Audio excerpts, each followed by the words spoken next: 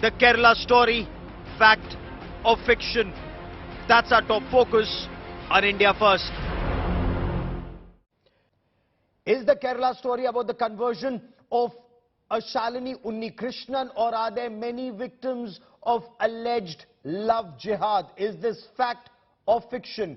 Joining me on India First is Gayatri Iyer. She is a film actor. She comes from Kerala, currently in Mumbai. Shoaib Chaudhary is a filmmaker and producer. Dr. Vikram Singh is former Director General of the Uttar Pradesh Police, but keeps a hawk eye on developments. And Gayatri, I want to begin by asking you, is love jihad fact or fiction? This figure of 32,000 in this film, is this gross exaggeration, as some say? Hi Gaurav. I have been born and brought up in Kerala, and my family still lives there. I still visit them every 3 months, so I exactly know what's happening there. I can't vouch for the figures, because the figures can be more than that or maybe less than that. But love jihad is not a it's not a figment of imagination. It's very much prevalent, and not just with women. It even applies to men. I'll come to that later. But as far as the women are concerned, I have seen victims. I have seen victims in my own family. I've seen victims in my neighborhood.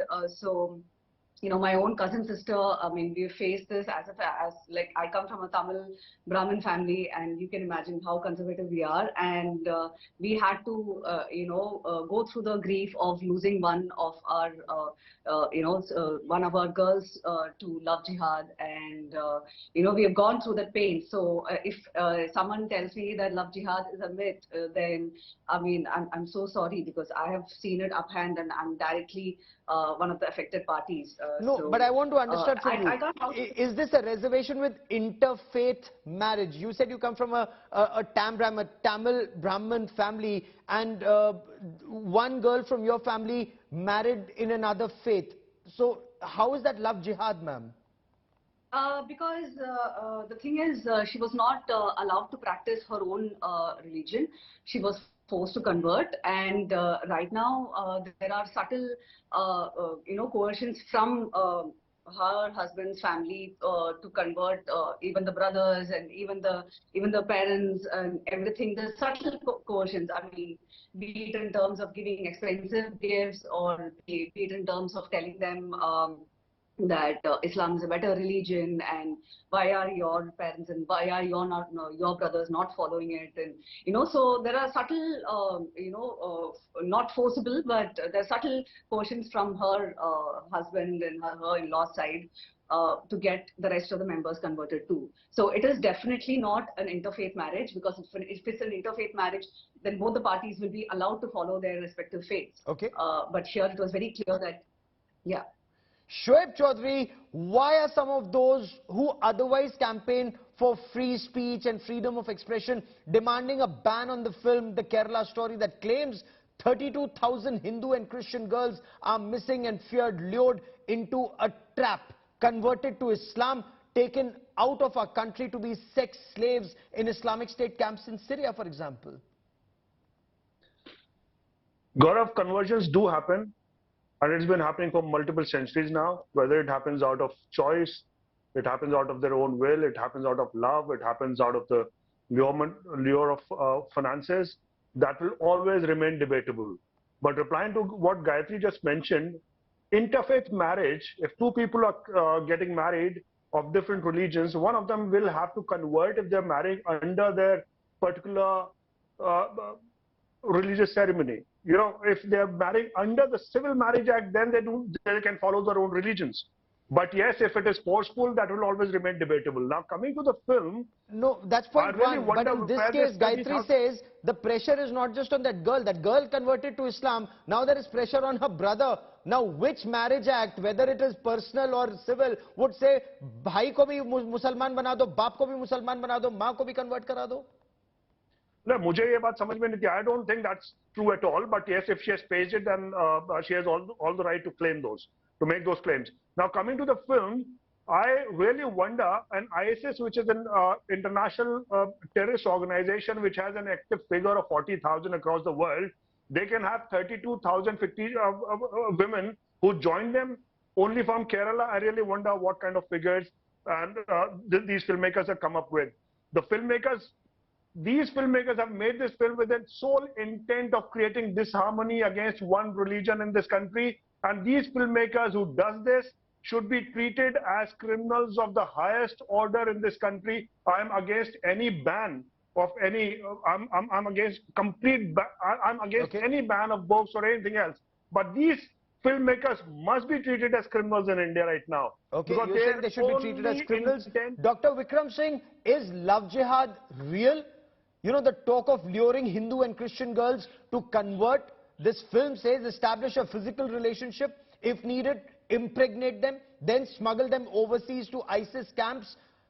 Where is the evidence, sir, of 32,000 missing girls, sir? Gauravji, the figures may be debatable, but the fact of the matter is that Love Jihad is a reality. Not only in India. Go to England, the Prime Minister of UK has said that the grooming gangs of UK will have to be annihilated and kept under check. For decades now, they have had the depredations. It is not only the story of India or UK, it is the story almost in very many countries now. I would not, but to the numbers, I would say they may be inflated. I'll give you one observation. If in interfaith weddings, most welcome if it is of free will, but if it is out of inducement, allurement, coercion and intimidation, then it's a problem. When 95% of the boys belong to a particular community and 5% of the girls belong to a specific community, then it is unnatural. It is not natural love. Then there's something more to it than what meets the eye, and that is where the problem arises. And to say, sweep it underneath the carpet, under the garb of secularism, under the garb of free expression, I think the free expression lies also to the fact that there should be no inducement, no coercion. There should be free will when the person is getting married. Okay. He or she is at liberty to practice the faith which she or he professes, if it is out of love. But if it is out of coercion, take the case of Uttar Pradesh. Umar Gautam, the master swindler and the converter, was arrested along with another Qazi who was adept at converting the girls in the shelter homes and other places. So do you think it is all natural? There is an insidious plan by the jihadists to change the demographic change. And one last point, Gauravji, the population of Kerala is very interesting. 22% Muslims, 22% Christians, the rest are Hindus. And most of the Hindus say they are atheists because of the communist impact. Now you are left with a very fragile situation. That is why Achyutanandan said that Kerala will be a Muslim state in 20 years. Okay. So we have a problem at hand. You say Kerala has a problem at hand. Gayatri, there have been multiple investigations in the past, but the deduction is that these are interfaith marriages, in some instances perhaps gone wrong. How fair is it to label them as love jihad? So Gaurav, Mr. Shoaib, I would like to point out, after the panelist who spoke after me, he was quite outraged by the fact that the film is trying to promote enmity or, it's trying to target a particular community. I would like to bring attention to a certain ad film which was released during this Eid in Kerala. And in the ad film, there is a guy who is doing namaz, and then there's a Hindu girl who just walks in. I don't know, it became quite viral. And a Hindu girl just walks in and she's looking at the guy, and then the guy just looks at her. And he goes and he removes her bindi and he gives her burqa, and then she comes in the burqa, and then he just puts a hijab over her head. And it's got a very romantic music playing. This was the Eid ad in Kerala this time. And this was a clear act at promoting love jihad and conversion. So if this film can be promoted as an Eid ad, so this is so outrageous that in Kerala this can be accepted as an advertisement for Eid, where the guy is clearly converting the girl. Shoaib Chaudhary, it's not just I don't know Hindus. which channel, what ad It's not just Hindus who are alarmed. No, hear me. It's not just Hindus who are alarmed. In Kerala, even the Catholic Church warned Christian girls. In fact, George Kurian, the Vice President of the Minority Commission in 2019, was quoted seeking the intervention of the Ministry of Home Affairs and a detailed investigation into love jihad. The Kerala Catholic Bishop Council claimed there had been more than 4,000 incidents of love jihad, and they named a certain period of time between 2005 and 12. But there's been no actual figures to what how this is happening only in Kerala. It is happening across the country, across religions. I'll give you some few examples. It's not only Hindu women being converted to Islam. There are the huge number of Muslim Sir, women my who question being was very converted to specific Hinduism about as the well. I can give Kerala you actual Catholic figures. Bishops' Council. I can The give you, Catholic will you allow Bishop me to Council, complete, it's please? not just There Hindus. there is a figure of 66 Hindu women being converted to Islam, as opposed to 32,000 figure that has been given through this film. There's a figure of 380 women. There's a report by Indian Express in until 2017. Sir, you're very directly avoiding my question because I asked you very No, I'm not avoiding any specifically. question. I asked you about the Kerala Catholic Bishop Council. They claimed it's not just Hindu girls. Christian girls are being converted to Islam. They see a bigger design here, sir. So accept this as a menace which is happening across religions. You cannot promote enmity by making such films or in the garb of making some real cinema. If they have the guts to make real cinema, please make it on the girl who was burnt alive and who was raped and burnt. Let's not indulge into whataboutery. I'm sorry. Let's not indulge into whataboutery. Stay on the issue I'm talking about. This is happening across Sir, religions. you make a film. You're a filmmaker yourself. You make a film on that. Why seek action in this case? I'm making a more honest biopic on Sir Syed Ahmad Khan, who has done Excellent. Dr. Vikram Singh, if 32,000 women have been smuggled out. Sir, I'm not here to promote your show or your film. I'm only asking a response for my issue, the issue that we are raising here. Dr. Vikram Singh, if 32,000 women had been smuggled out of the country, there would have been nationwide outrage and alarm. Intelligence agencies would have been alerted. Sir, is there merit in the point that Shoaib raises that this is an attempt to create disharmony in society, or as some have argued, create an anti-Muslim feeling in our country? Mr. Shoaib is a very sharp filmmaker and an intellectual, but at this point of time, I cannot agree with him. To the contrary, I would feel this is the standard alibi taken by those who are apologists in the name of promoting fundamentalism.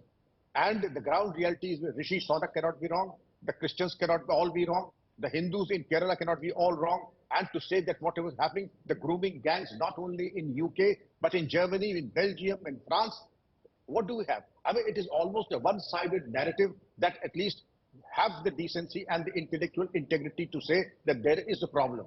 There may not be 32,000 women who have been exported to the ISI strongholds, but yes, there is a problem. We have a problem in UP, we have a problem in Kerala, we have a problem in England, Germany, and therefore to say and sweep everything underneath the carpet would just not be addressing the issues.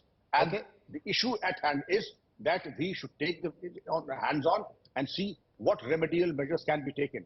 Every defense in the guard of secularism and promoting enmity is just not acceptable. You have to face the truth, and if the truth is bitter, so be it. Okay. Gayatri, the Catholic Church gave out a figure. Investigations show women converted. Some of these women, when they were spoken to, said it was their own free will. They said they are educated women and they cannot be stopped from falling in love with men of different religions. Even if they choose to convert to Islam after their marriage, how is this jihad? How is it jihad in Kerala? Explain that to us, ma'am.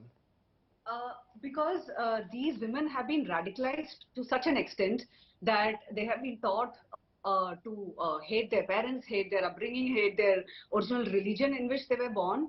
And this is a nexus. It's not just the men who are doing this. I mean, even the Muslim friends, the girlfriends that they have, even they are a part of this whole nexus where they target a Christian or a Hindu woman and, they befriend her, get to know her weak points. And then, they slowly try to, ingrain Islamic teachings and Islamic preachings, and then they take her to the whichever center it is. I think it's called Satya Sarani in Manjeri, where they take her, and then and as the other panelists pointed out, since Kerala is a communist state, it's easier to convert the communist girls, the girls who come from communist families, because they've been taught in the family that there's no God. You can't do puja, you can't go to the mandir, you can't go to the temple, you can't go to church. That communism is ingrained in these families especially. So it's easy to get a girl from this. They become easier target. We will continue to track developments on this story. I've unfortunately run out of time on this part of the show. But, for those who say that all of this is being done with Karnataka elections in mind, do keep in mind on the 25th of June in 2012, then Kerala Chief Minister Oomen Chandy, incidentally of the Congress party, he informed the state legislature that 2,667 young women had been converted to Islam in the state since 2006. The point is there merit that radical Islamist organizations like Popular Front of India or Campus Front of India are encouraging this? Now, this needs deeper investigation. We will track this story very, very closely. Dr. Vikram Singh, Gayatri and Shoaib for joining me here. Shoaib Chaudhary for joining me here on India First. Many thanks.